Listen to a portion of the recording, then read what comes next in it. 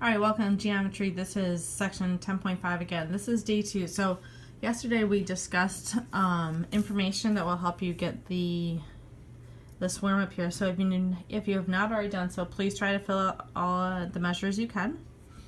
If you see a segment go through the center all the way across, so the center here is at C, that is the diameter. It does split the circle into 2 equal parts.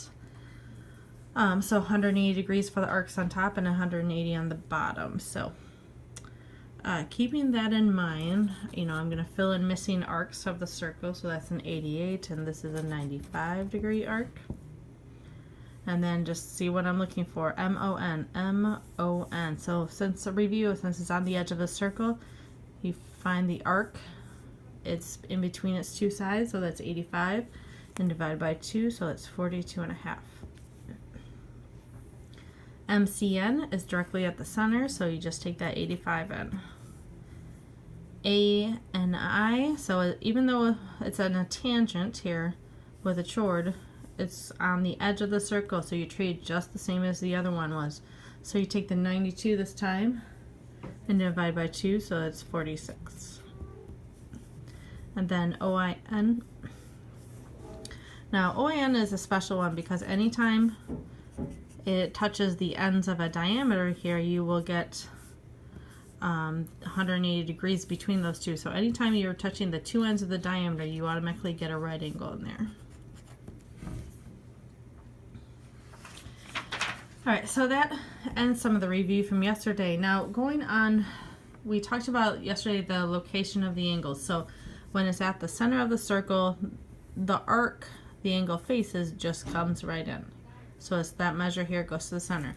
If it's on the edge of the circle, then we take the arc it's facing and divide by 2. Now we're going to talk about 2 other situations today, and no matter how they are made, we're looking at locations being inside the circle, and we're looking at locations being outside the circle. So angles are going to be made inside the circle, like on this one, or they're going to be made outside the circle on these, and there will be one other example there. Alright, so next one is a chord. So an angle whose vertex is inside the circle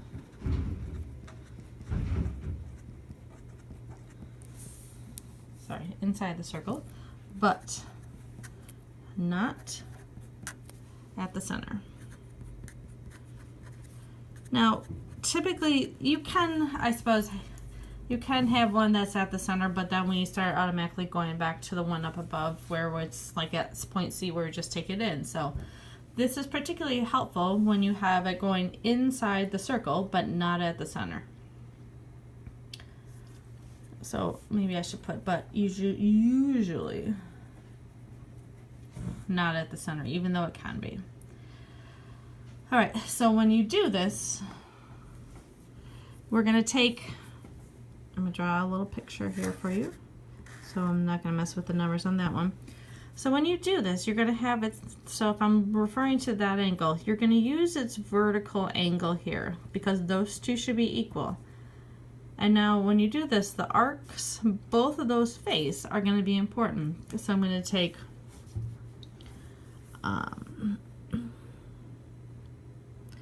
so inside angle is going to be the arc it faces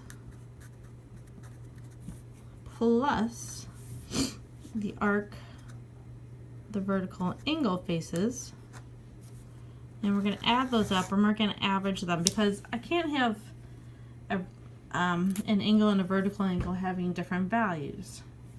So for example, on this one, I can't take the 50 in here, and I can't take the 65 in here, and I can't take the 95 in here. It'd be great if you could, but we still have to follow the properties that vertical angles are congruent, so these are not. And we also have to follow that supplements or straight angles are something like 180. So we have 145 here, we have 160 here. So that doesn't work when it's not at the center. So what we do then to face it, so AYT, so I'm really looking for this angle. What I do is I take the angle it faces plus the angle the vertical, the arc the vertical angle faces, and I just average them, and that way both of them will be using the same numbers. So I take the one it faces, so the arc it faces plus the arc for the vertical angle. It's really hard description. So 65 divided by 2. So average them and they're both to be the same thing. So 115 over 2, which is 57.5. So it means this angle would be 57.5. And also we would use the same number. So vertical angles still apply to that one. All right, so inside we take the two arcs, we add them up and divide by 2. Now you're going to see a couple situations where they're not inside anymore. They're going to be, the angle is actually going to be outside the circle. So the first one is a secant secant. So it kind of looks like that. Almost looks like a nose on a bird or something, or a bill on a bird, where it goes all the way through. So an angle whose vertex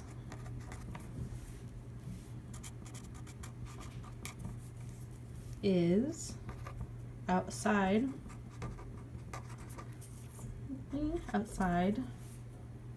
a circle, and sides are 2 secant 6.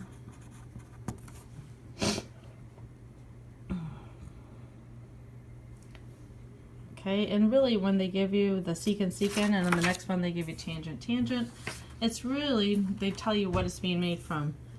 So an angle whose vertex, so an angle whose vertex is outside, so again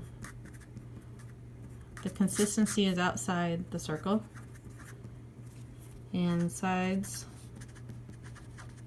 are 2 tangents. This one I refer to as the ice cream cone. Okay, you have this, you have a tangent and a tangent. Reminds me of an ice cream cone. You got something else? Go ahead and tell me. Secant tangent or tangent secant, doesn't matter really the order, so it's an angle whose vertex is outside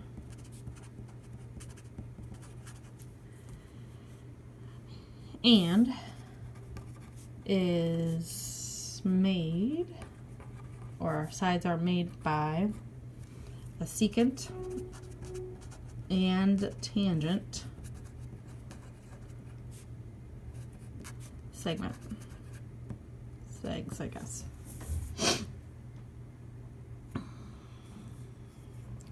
Alright, so you'd have your circle. On one side you'd have a tangent, and the other one you'd have a secant.